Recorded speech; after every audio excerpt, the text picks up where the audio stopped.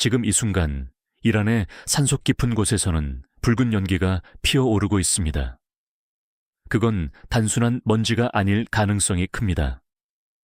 군사 분석가들은 저 붉은 연기가 미사일 연료가 새어나오며 만들어진 독성 연기일 수 있다고 봅니다.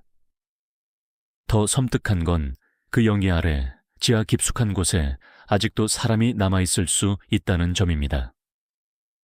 밖으로 나오면 공습에 노출되고 안에 머물면 붕괴된 터널과 유독가스, 산소 부족 속에서 질식할 수 있습니다. 당신이 상상하던 벙커의 이미지와는 완전히 다릅니다. 역사는 이런 착각을 여러 번 보여줬습니다.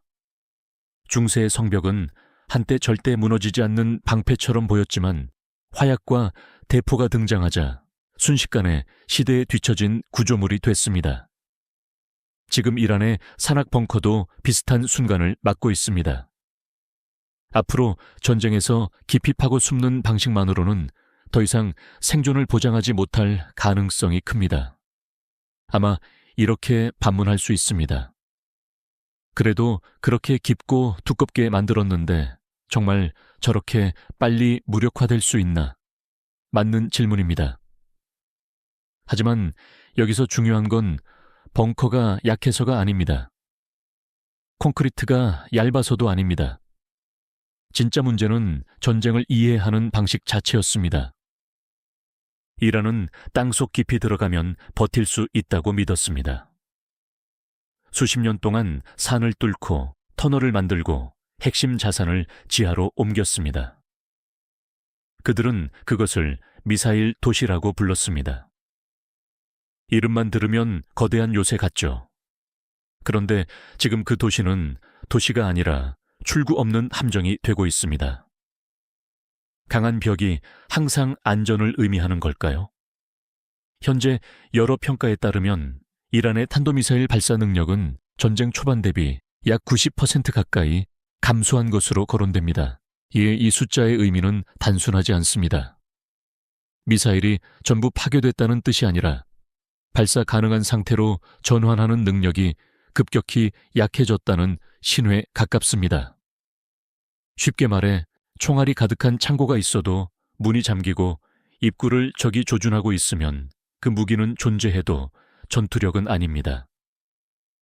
지하 벙커도 마찬가지입니다. 안에 무기가 많아도 밖으로 꺼낼 수 없으면 억지력은 숫자 위에만 남게 됩니다. 바로 여기서 이 이야기가 단순한 폭격 뉴스가 아니라 인프라 전쟁의 본질로 바뀝니다. 현대전은 목표를 전부 부수는 쪽보다 작동하는 연결 고리를 끊는 쪽이 더 효율적일 때가 많습니다. 발전소를 완전히 없애지 않아도 송전망을 끊으면 도시가 멈추듯 벙커 전체를 파괴하지 않아도 출입구와 환기, 이동, 동선만 장악하면 내부 전체가 마비됩니다. 그래서 지금 벌어지는 일은 미군이 더 큰 폭탄을 썼다는 단순한 이야기가 아닙니다. 미국과 이스라엘은 이란의 지하 시설을 요새로 보지 않고 출구를 가진 시스템으로 봤습니다. 시스템은 출구가 막히는 순간 스스로 감옥이 됩니다. 이 지점에서 당신은 더 큰 질문을 보게 됩니다. 이란이 잃고 있는 것은 미사일 몇 발이 아니라 깊이 숨으면 살아남을 수 있다는 마지막 믿음일지도 모릅니다. 그리고 그 믿음이 흔들리는 순간 무너지는 건 벙커 하나가 아니라 국가안보 철학 전체입니다. 이제 질문을 바꿔야 합니다. 정말로 이란은 미사일을 잃은 걸까요? 아니면 쏠 수 있는 능력을 잃은 걸까요? 현재 전장 데이터를 보면 이란의 발사 횟수는 눈에 띄게 감소했습니다. 전쟁 초반에는 수백 발 규모의 미사일과 드론을 한 번에 쏟아붓는 장면이 포착됐지만 최근에는 하루 발사량 자체가 크게 줄었습니다. 일부 평가에서는 특정 24시간 동안 발사 횟수가 전쟁 시작 이후 가장 낮은 수준이었다는 분석도 나옵니다. 하지만 이 숫자를 그대로 받아들이면 핵심을 놓치게 됩니다. 많은 사람들은 이렇게 생각합니다. 안에서 다 파괴됐기 때문 아닌가? 물론 일부는 맞습니다. 그러나 진짜 핵심은 훨씬 냉정합니다. 이란의 문제는 미사일이 없어서가 아니라 그 미사일을 밖으로 꺼낼 수 없게 됐다는 점입니다. 무기가 존재하는 것과 사용할 수 있는 것은 완전히 다른 문제입니다. 미사일은 터널 안에 숨겨둘 수 있습니다. 하지만 발사하려면 반드시 밖으로 이동해야 합니다. 그리고 바로 그 순간이 가장 취약한 지점입니다. 지금 그 출입구 위에는 전투기, 드론, 감시 자산이 24시간 떠 있습니다. 상황은 단순합니다. 쥐구멍 앞에 고양이가 앉아 있는 것과 같습니다. 조금만 움직이면 바로 포착되고 타격됩니다. 그 결과 내부에 아무리 많은 미사일이 있어도 그것을 전투력으로 바꾸는 마지막 단계가 완전히 차단됩니다. 이건 단순한 군사 문제가 아니라 시스템의 병목 현상입니다. 쉽게 말해 고속도로가 아무리 넓어도 출구 하나가 막히면 전체 흐름이 멈추는 것과 같습니다. 이란의 지하 벙커는 거대한 저장 시스템이지만 출구라는 단일 노드에 의존하는 구조를 가지고 있습니다. 그리고 그 노드가 통제당하는 순간 세리 전체 전력은 숫자에 불과한 재고로 변합니다. 여기서 더 중요한 변화가 나타납니다. 단순히 감시하는 수준을 넘어 출입구 자체를 붕괴시키고 봉쇄하는 전략이 등장한 것입니다. 벙커 전체를 뚫을 필요가 없습니다. 입구만 무너지면 내부의 미사일, 발사대, 장비, 인력까지 모두 함께 갇힙니다. 최근 포착된 붉은 연기와 연료 누출 정황은 이런 상황을 뒷받침합니다. 하이드라진 같은 연료는 독성이 강합니다. 만약 내부에 사람이 남아있다면 그들은 폭발보다 더 느리고 더 고통스러운 환경 속에 있을 가능성이 큽니다. 이걸 일상적인 비유로 바꿔보면 더 명확해집니다. 튼튼한 방공호 안에 들어갔다고 생각해 보세요. 밖에서는 폭탄이 떨어지지만 내부는 버텨냅니다. 그런데 갑자기 출입문이 무너지고 환기가 끊기고 내부에 연기와 유독가스가 차기 시작합니다. 그리고 밖에는 저격수가 문을 지키고 있습니다. 그 순간 그 방공호는 더 이상 보호 공간이 아닙니다. 천천히 죽음을 기다리는 밀폐 공간이 됩니다. 지금 이란의 벙커가 바로 그 상태에 가까울 가능성이 있습니다. 그래서 이 상황의 본질은 단순한 시설 파괴가 아닙니다. 벙커 안에 머무는 것이 더 이상 생존 전략이 아니라 오히려 사망 확률을 높이는 선택으로 바뀌었다는 점입니다. 그리고 이 변화는 물리적인 타격을 넘어 심리와 전략까지 동시에 무너뜨립니다. 이제 당신은 다음 질문으로 넘어가야 합니다. 어떻게 수십 년 동안 준비한 시스템이 이렇게 빠르게 멈출 수 있었을까요? 이제 그 질문에 답할 차례입니다. 어떻게 수십 년 동안 준비한 미사일 도시가 불과 며칠, 약 75시간 만에 사실상 멈춰버릴 수 있었을까요? 상식적으로 생각하면 이해하기 어렵습니다. 수조 원이 투입되고 산을 뚫고 수십 년 동안 축적된 시스템이라면 최소한 장기전을 버틸 구조여야 합니다. 그런데 현실은 정반대였습니다. 초반에는 위협적이던 발사 능력이 급격히 줄어들었고 시간이 갈수록 침묵에 가까워졌습니다. 단순히 재고가 줄어서일까요? 그렇지 않습니다. 진짜 원인은 훨씬 구조적인 곳에 있습니다. 이란의 미사일 시스템은 저장에는 최적화되어 있었지만 출력에는 취약했습니다. 다시 말해 안에 쌓아두는 것은 잘했지만 그것을 전장으로 꺼내는 마지막 단계가 지나치게 노출된 구조였습니다. 당신이 아무리 많은 자산을 가지고 있어도 그것을 사용할 수 없다면 실제 힘은 0에 가깝습니다. 쉽게 생각해 보겠습니다. 총알이 가득한 창고가 있습니다. 수천 발, 수만 발이 있을 수도 있습니다. 그런데 문이 잠겨 있고 문 앞에는 적이 총을 겨누고 있습니다. 그럼 그 총알은 존재합니다. 하지만 전투력은 아닙니다. 이란의 미사일이 지금 바로 그런 상태입니다. 현재 전장에서 관측되는 변화도 이 구조를 그대로 보여줍니다. 전쟁 초반에는 한 번에 수백 발 규모의 미사일을 발사할 수 있었지만 시간이 지날수록 그 규모가 급격히 축소되었습니다. 일부 분석에서는 발사 능력이 약 80%에서 90% 가까이 감소한 것으로 평가됩니다. 이건 단순한 감소가 아니라 시스템이 작동 불능 상태로 이동하고 있다는 신호입니다. 왜 이런 일이 벌어졌을까요? 핵심은 물류 동선입니다. 지하에 있는 미사일은 결국 발사대를 통해 외부로 이동해야 합니다. 연료, 장비, 인력까지 모두 하나의 흐름으로 연결됩니다. 그런데 이 흐름이 출입구에서 끊기면 어떻게 될까요? 그 순간부터 내부에 있는 모든 자산은 고립됩니다. 마치 거대한 공장이 있는데 출하도로가 막혀서 제품을 한 개도 내보낼 수 없는 상황과 같습니다. 이건 단순한 전술 문제가 아니라 인프라 설계의 문제입니다.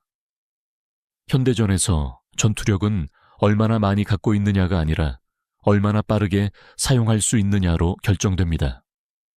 그래서 군사 시스템은 항상 저장, 이동, 발사라는 세 단계가 동시에 살아있어야 합니다. 그런데 이라는 첫 번째 단계에는 강했지만 두 번째와 세 번째 단계가 하나의 좁은 출구에 의존하는 구조였습니다. 그리고 바로 그 출구가 장악당했습니다. 여기서 미군과 이스라엘군의 접근 방식이 드러납니다. 그들은 모든 벙커를 완전히 파괴하려고 하지 않았습니다. 대신 훨씬 단순한 질문을 던졌습니다. 이 시스템은 어디에서 작동하는가? 그리고 그 답은 항상 같았습니다. 출입구, 이동 경로, 발사 순간. 그 지점만 지배하면 됩니다. 이 전략은 비용 대비 효과가 압도적으로 큽니다. 하나의 출입구를 막으면 그 안에 있는 수십 발, 수백 발의 미사일이 동시에 무력화됩니다. 즉, 목표 하나를 공격해서 수십 개의 효과를 얻는 구조입니다.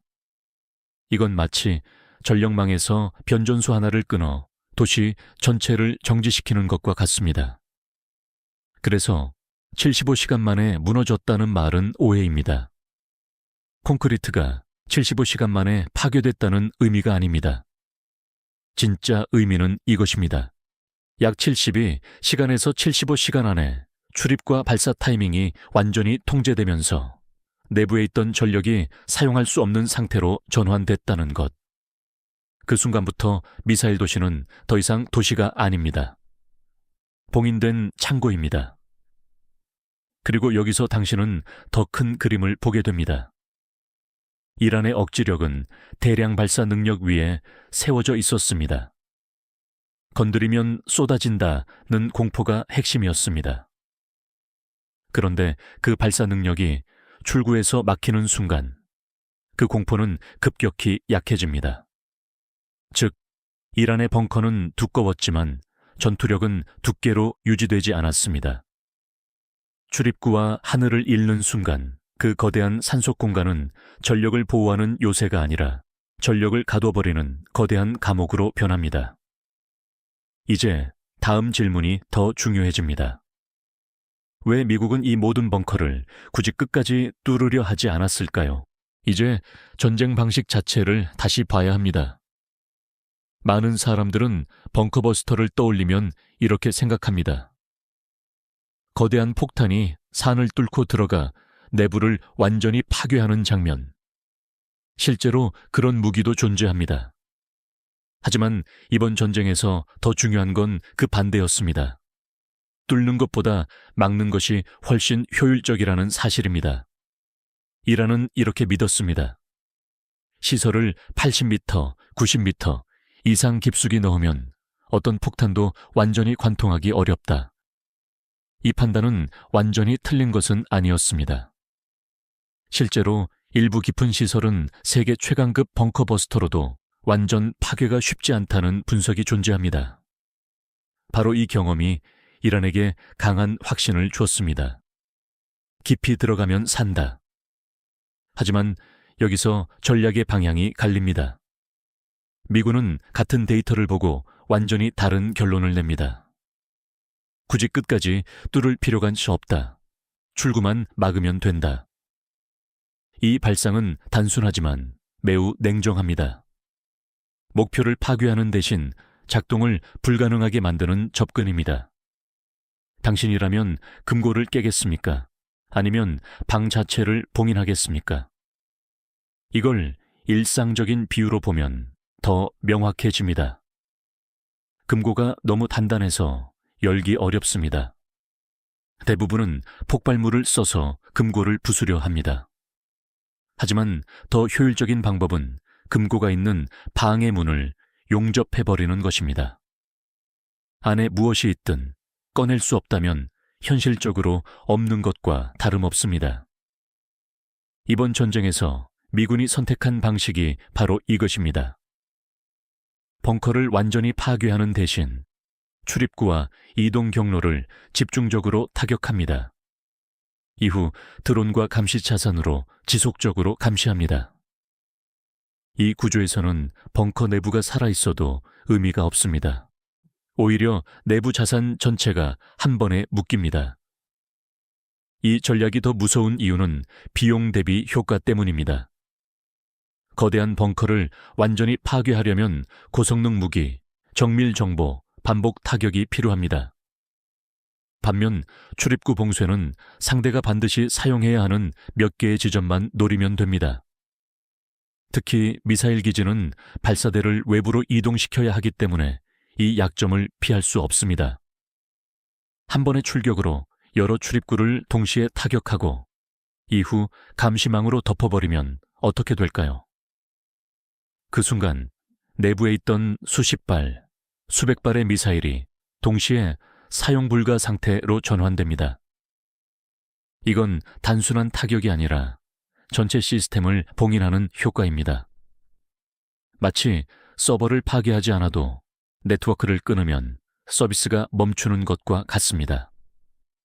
그래서 지금 벌어지는 일은 단순한 폭격의 이야기가 아닙니다. 미국은 산을 뚫은 것이 아니라 출구를 지배했습니다. 그리고 출구를 지배하는 순간 내부 전체를 통제할 수 있게 됩니다. 이게 현대전의 핵심 변화입니다. 여기서 이란의 구조적 한계가 드러납니다. 그들은 벙커를 만들 때 얼마나 깊고 얼마나 튼튼한가에 집중했습니다. 하지만 출입구가 장악되면 어떻게 되는가라는 질문에는 상대적으로 둔감했습니다. 그 결과 깊고 거대한 시설이 오히려 탈출이 어려운 구조가 되어버렸습니다. 깊이가 보호막이 아니라 무게가 된 순간입니다. 이제 당신은 다음 질문으로 넘어가게 됩니다. 왜 이란은 이런 구조를 선택했을까요? 왜 그렇게까지 지하에 집착했을까요? 이제 시간을 거슬러 올라가야 합니다. 이란이 왜 이렇게까지 지하에 집착하게 되었는지 이해하지 못하면 지금의 실패도 제대로 보이지 않습니다. 그 출발점은 1980년대 이란-이라크 전쟁입니다. 이 전쟁은 8년 동안 이어졌고 이란에게 깊은 집단적 트라우마를 남겼습니다. 당시 이란은 공중전에서 절대적인 열세였습니다. 이라크의 공습에 제대로 대응하지 못했고 방공체계도 취약했습니다.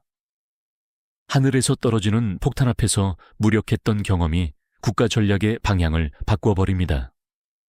하늘에서 치면 우리는 아무것도 할 수 없다. 여기서 중요한 선택의 갈림길이 등장합니다. 보통이라면 공군력 강화, 방공망 구축으로 방향을 잡을 수 있습니다. 하지만 이란은 다른 길을 선택합니다. 그렇다면 더 깊이 숨자. 이 결정은 단순한 회피가 아니라 국가 전체 전략의 축을 바꾸는 선택이었습니다. 왜 이런 선택을 했을까요? 현실적인 이유가 있습니다. 공군 현대화는 막대한 비용이 듭니다. 첨단 전투기, 부품, 훈련, 유지비까지 모두 필요합니다. 게다가 제재 환경에서는 장비 확보 자체가 어렵습니다.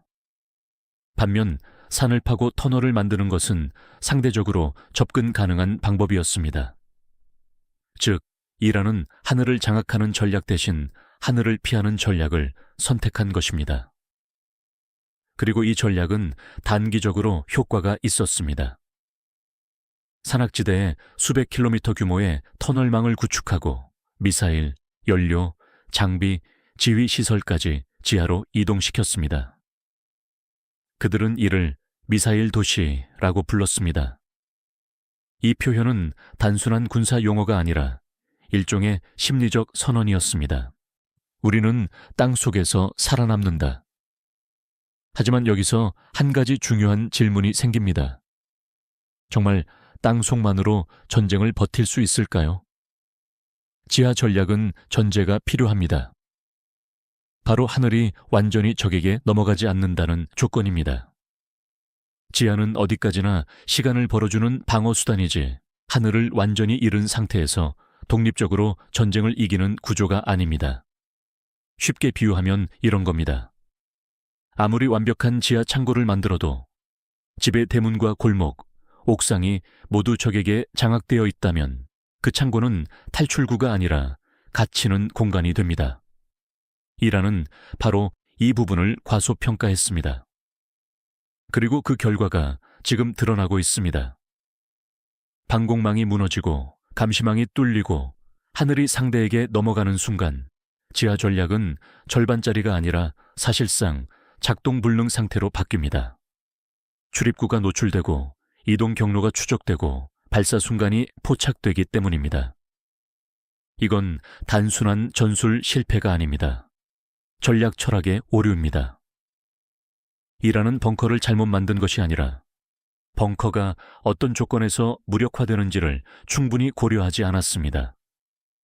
특히 하늘을 잃었을 때라는 가장 극단적인 상황을 현실적으로 반영하지 못했습니다. 그래서 지금 벌어지는 일은 더 잔인합니다. 수십 년 동안 쌓아온 확신이 가장 취약한 조건에서 한 번에 무너지고 있기 때문입니다. 깊이 파면 산다는 믿음이 오히려 빠져나오기 어려운 구조로 바뀌는 순간입니다. 이제 당신은 또 다른 질문을 보게 됩니다. 단순히 숨은 것이 문제가 아니라 어떻게 숨었는지가 더 중요하지 않았을까요?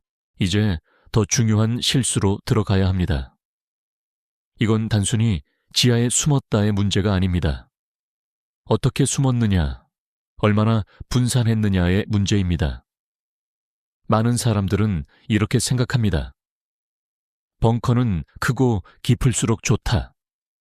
안에 미사일을 많이 넣고 연료도 넣고 지휘부까지 함께 두면 더 안전할 것 같다고요. 평시에는 맞는 말입니다. 관리가 편하고 보급이 효율적이고 보안도 집중하기 쉽습니다. 하지만 전쟁에서는 이 논리가 완전히 뒤집힙니다. 효율적인 구조는 곧 취약한 구조가 될 수 있습니다. 왜냐하면 상대 입장에서 보면 핵심 노드가 몇 개 안 된다는 의미이기 때문입니다. 쉽게 말해 이런 겁니다. 금고를 100개로 나눠 숨기면 관리하는 사람은 불편합니다. 하지만 한 번에 전부 털기는 어렵습니다. 반대로 거대한 금고 하나에 모든 것을 넣으면 평소에는 효율적이지만 위치가 노출되는 순간 모든 자산이 동시에 묶입니다. 이란은 후제에 가까운 선택을 했습니다. 상당한 양의 미사일, 발사대, 연료, 장비, 지휘 기능을 소수의 대형 산악 벙커에 집중시키는 구조였습니다. 이건 겉으로 보면 강력한 요새처럼 보입니다. 하지만 출입구가 봉쇄되는 순간 내부의 모든 전력이 동시에 무력화됩니다. 강점이었던 규모가 한 번에 무너지는 리스크로 바뀐 것입니다. 현재 전장에서 나타난 현상도 이 구조를 그대로 보여줍니다. 몇 개의 주요 출입구가 통제되자 전체 발사 능력이 급격히 줄어들었습니다. 일부 평가에서 약 80%부터 90%까지 수준의 감소가 언급되는 것도 단순한 파괴가 아니라 집중된 구조가 동시에 묶였기 때문입니다. 여기서 비교되는 사례가 있습니다. 북한 역시 지하시설에 크게 의존하는 국가입니다. 하지만 상대적으로 더 작은 단위로 분산하고 은닉처를 다층 구조로 나누는 경향이 있다는 평가가 있습니다. 완벽하다는 의미는 아니지만 몇 개의 핵심 지점만 막는다고 전체가 동시에 멈추는 구조와는 차이가 있습니다. 반면 이란은 상징적이고 거대한 시설에 더 많이 의존했습니다. 그리고 여기서 또 하나의 결정적인 실수가 등장합니다. 그 시설들을 스스로 공개했다는 점입니다. 선전 영상과 내부 공개 자료를 통해 이란은 미사일 도시를 자랑했습니다. 하지만 이건 동시에 상대에게 구조를 보여주는 행위였습니다. 출입구 위치, 내부 배치, 이동 경로까지 추정할 수 있는 단서가 됩니다. 여기에 위성 정보와 신호 정보가 결합되면 어떻게 될까요? 벙커는 더 이상 신비로운 요새가 아닙니다. 좌표와 구조가 있는 입체 지도로 변합니다. 즉, 숨겨진 자산이 아니라 분석 가능한 표적이 됩니다. 이건 단순한 정보 노출이 아닙니다. 인프라의 투명화입니다. 숨겨야 할 시스템이 오히려 더 쉽게 타겟팅되는 구조로 바뀌는 순간입니다. 그래서 지금 상황을 한 문장으로 정리하면 이렇습니다. 이란은 벙커를 너무 크게 만들었고, 너무 많은 것을 몰아넣었고, 너무 자신 있게 보여줬습니다. 그 결과 그 거대한 요새는 한번 막히는 순간 엄청난 전력과 자산을 동시에 묶어버리는 구조가 됐습니다. 이제 질문은 더 깊어집니다. 이란이 진짜로 잃은 것은 미사일일까요? 아니면 그보다 더 중요한 무언가일까요? 이제 가장 중요한 지점에 도달합니다. 이란이 잃은 것은 단순한 미사일 수량이 아닙니다. 더 근본적인 것을 잃고 있습니다. 바로 억지력입니다. 억지력은 복잡한 개념이 아닙니다. 한 문장으로 정리하면 이것입니다. 나를 공격하면 너도 큰 피해를 입는다. 상대가 이 말을 믿는 순간 전쟁은 시작되기 전에 멈출 수 있습니다. 이란에게 이 억지력의 핵심은 무엇이었을까요? 대량 미사일 발사 능력이었습니다. 이란은 공군력이 제한적이고 해군도 글로벌 수준은 아니며 핵은 완전히 확보되지 않았습니다. 이런 상황에서 가장 강력한 카드는 단 하나였습니다. 건드리면 수백 발이 동시에 날아간다. 이 공포가 바로 전략의 중심이었습니다. 그런데 지금 그 카드가 흔들리고 있습니다. 미사일이 완전히 사라진 것은 아닙니다. 여전히 존재할 수 있습니다. 하지만 상대가 이렇게 생각하기 시작하면 이야기는 달라집니다. 쟤들 생각보다 못 쏘네. 존재하는 무기가 아니라 사용할 수 있는 무기가 공포를 만듭니다. 이건 단순한 숫자의 문제가 아닙니다. 신뢰의 문제입니다. 예를 들어 권총을 허리에 차고 있는 사람을 생각해 보겠습니다. 그 사람이 언제든 꺼낼 수 있다고 믿으면 위협적입니다. 하지만 손이 묶여 있다면 어떨까요? 총은 존재하지만 위협은 사라집니다. 이란의 미사일이 지금 이 상태에 가까워지고 있습니다. 현재 일부 평가에서 발사 능력이 약 80%부터 90%까지 감소했다는 분석이 나오는 것도 같은 맥락입니다. 이건 단순한 전력 손실이 아니라 대량 발사가 가능하다는 신뢰가 무너지고 있다는 신호입니다. 그리고 억지력이 약해지는 순간 전쟁의 성격 자체가 바뀝니다. 이 상대는 더 과감해집니다. 저건 막을 수 있다는 확신이 생기기 때문입니다. 협상에서도 마찬가지입니다. 말로는 우리는 아직 미사일이 있다고 주장해도 상대가 그래도 못 쏘잖아 라고 판단하는 순간 그 발언은 힘을 잃습니다.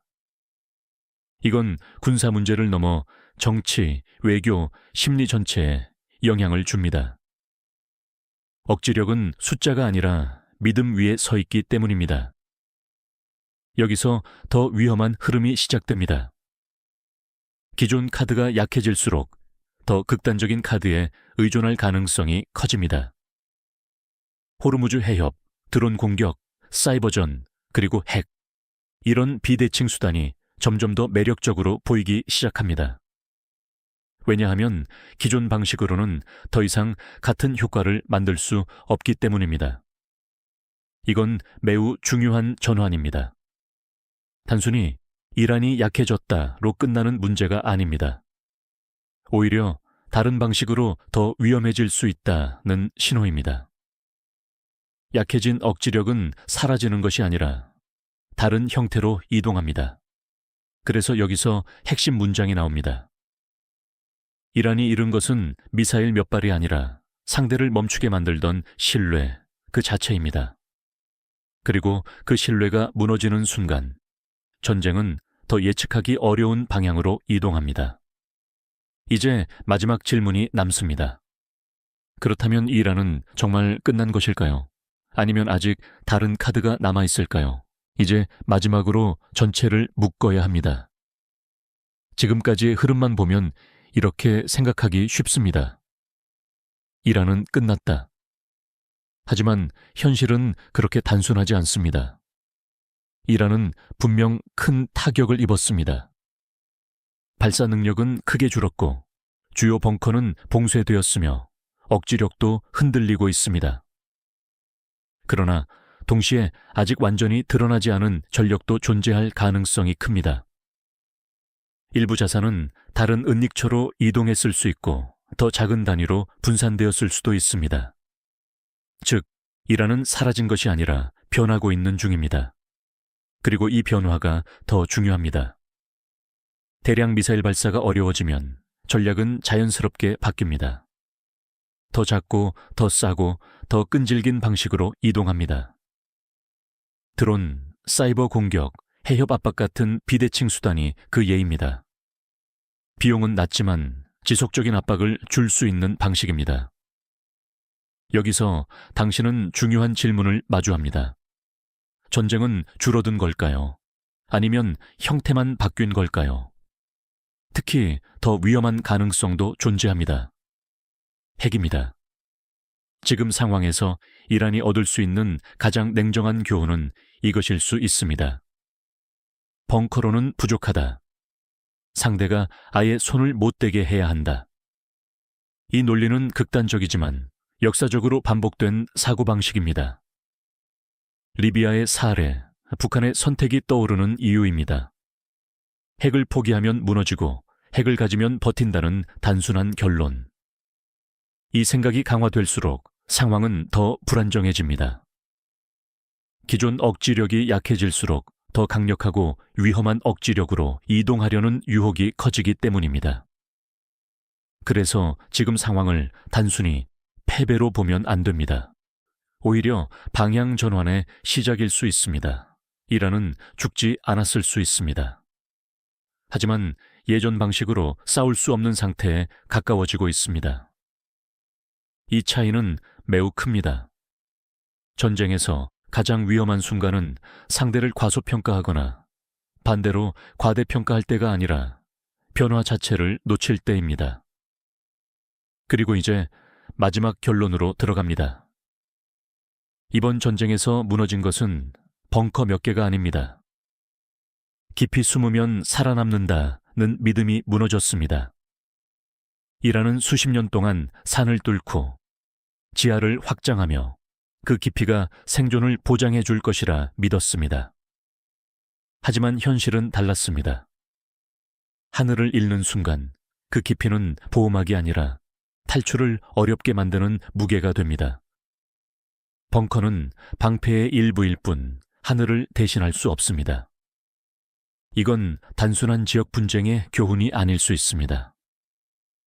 지하시설에 의존하는 모든 국가, 모든 체제에 동일한 질문을 던집니다. 우리가 하늘을 잃는 순간 정말 살아남을 수 있는가?